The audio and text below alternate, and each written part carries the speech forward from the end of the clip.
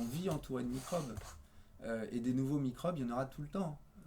C'est l'histoire de l'humanité qui nous dit ça. Rappelez-vous le VIH, l'hépatite C en 91, Ebola en 76, puis avec les épidémies, voilà, des nouveaux virus, le SRAS en 2003, des nouveaux virus, des nouveaux pathogènes, les bactéries multirésistantes qu'on ne connaissait pas dans les années, en tout cas à large échelle et en pratique clinique dans les années 90, et qui maintenant sont disséminées partout. Enfin, Donc on s'en évolution. on oublie un peu le fait qu'on est vulnérable face à,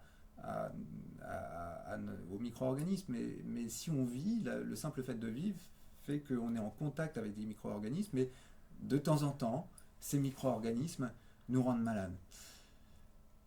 Bon, il y a des épidémies qui sont gravissimes, et pour toute épidémie, malheureusement, et c'est terrible, il va y avoir des morts.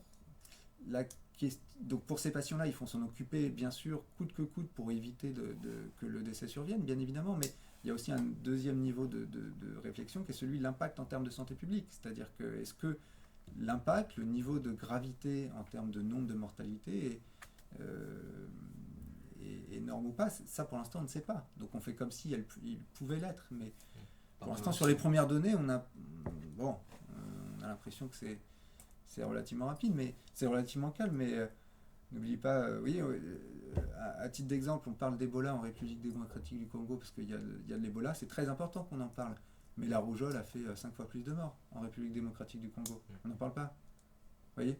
En France, on parle du coronavirus, mais la grippe, ça tue 10 à 20 000 personnes par an.